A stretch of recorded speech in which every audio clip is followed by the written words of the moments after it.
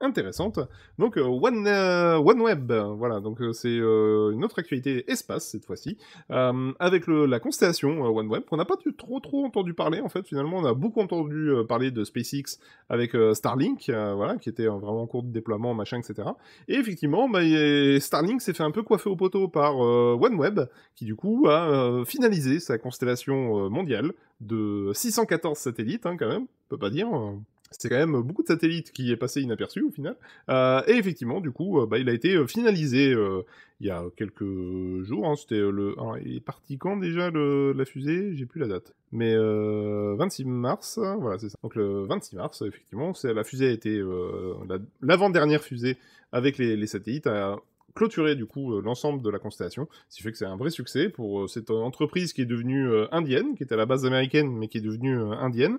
Et donc effectivement, l'Inde a finalisé en premier l'ensemble de sa constellation, ce qui est quand même un succès plus que important. Enfin, vraiment, je trouve ça presque impressionnant qu'on ait quasiment pas entendu parler en France, mais dans les médias, on va dire, plutôt occidentales. Donc voilà, je trouve ça vachement intéressant. Et du coup, on va regarder ça de plus près.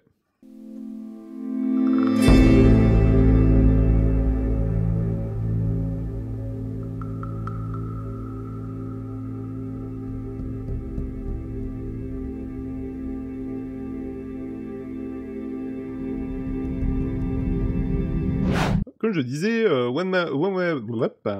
disais, OneWeb a clôturé donc, sa couverture mondiale avec ses 614 satellites.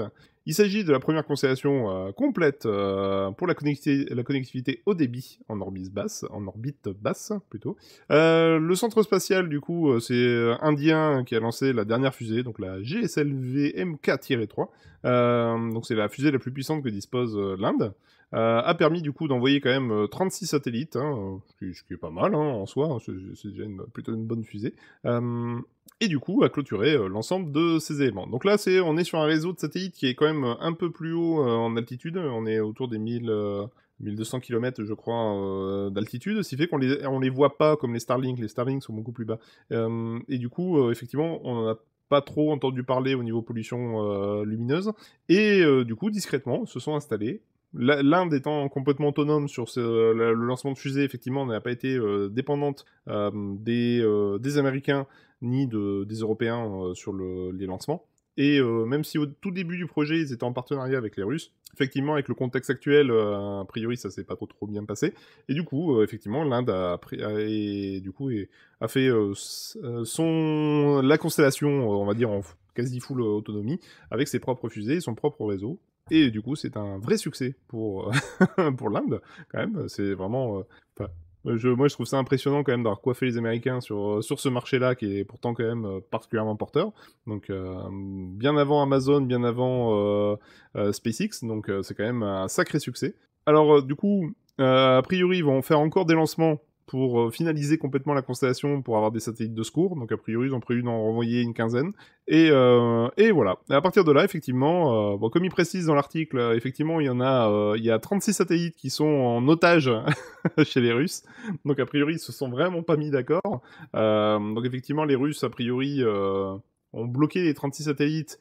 Et la société a considéré que effectivement c'était perdu. Sachant que, comme je disais au départ, OneWeb est une société indienne, mais dans laquelle du coup une part des actions est européen. Donc comment il s'appelle déjà? C'est Telsat, si je me trompe pas. Le grand Eutelsat, hein, qui est aussi du coup actionnaire de OneWeb, va du coup proposer les services, mais pas aux particuliers, contrairement à Starlink, qui a quand même vocation à servir les on va dire PME et autres particuliers qui sont paumés dans la cambrousse, on va dire ça comme ça. Effectivement, là, c'est pas du tout l'objectif. L'objectif de OneWeb, c'est surtout du coup de faire du service aux gros consommateurs de data, aux opérateurs de grands comptes, comme les compagnies d'aviation, maritimes, opérateurs mobiles et services d'urgence.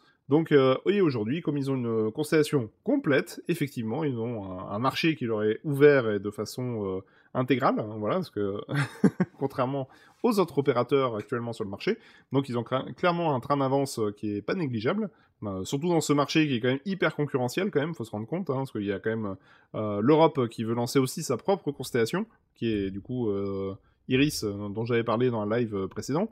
On a SpaceX, on a ah, c'est celui d'Amazon, je sais plus comment il s'appelle, j'ai oublié le nom. Et du coup, on a aussi OneWeb qui vient, lui par contre, coiffer tout le monde au poteau, ce qui est quand même une sacrée prouesse. Et du coup, pour l'instant, ce qu'ils espèrent sur ce marché-là, les estimations aujourd'hui, c'est quand même... bon, il y a eu un coût non négligeable, hein, ça coûte très très cher quand même, la mise en place de cette constellation. Alors, moi, je crois qu'ils en parlaient, j'ai oublié de surligner cette partie-là. Mais en tout cas, il y a eu quand même un sacré investissement. J'ai perdu le chiffre, mais c'est pas grave.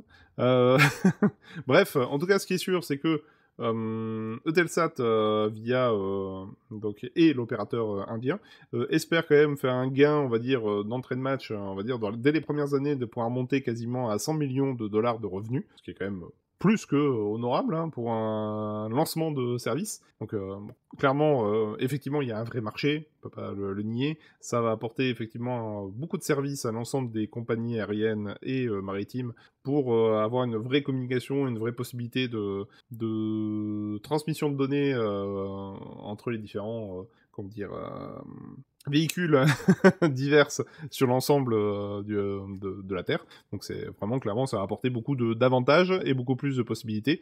Bon, est-ce que ça va permettre aussi éventuellement de délocaliser plus facilement? Ça, c'est un autre sujet, mais bon, voilà. Mais ce qui est sûr, c'est en tout cas, l'Inde est vraiment sur le terrain et, comment dire, dans la course à l'espace. Et ça, c'est effectivement, bon, je dirais pas inquiétant, parce que l'Europe y est aussi, mais on a quand même un peu un petit train de retard quand même. C'est-à-dire qu'on est quand même, aujourd'hui, on est quand même plutôt assez tributaire des Américains sur pas mal de missions. On a un peu du mal à se financer nous-mêmes nos propres projets, même si, bon, ça a l'air de changer un peu au niveau européen, mais clairement, on a un train de retard. Voilà, enfin, c'est là aujourd'hui, la constellation, on vient à peine, c'est-à-dire qu'au niveau européen, on vient tout juste de lancer le projet, alors que OneWeb, ça fait quand même depuis 2015, a priori, que le projet est lancé, donc bon, voilà, on a quand même un sacré retard, quoi. Donc, bon, comme d'habitude, on va dire, je dirais-je, hein, mais bon, on a toujours eu 10 ans de retard avec les Américains, donc du coup, ça colle. Voilà, c'est 10 ans de retard, c'est bon, mais on est dans les clous, on est dans les clous habituels. Voilà, on va dire ça comme ça.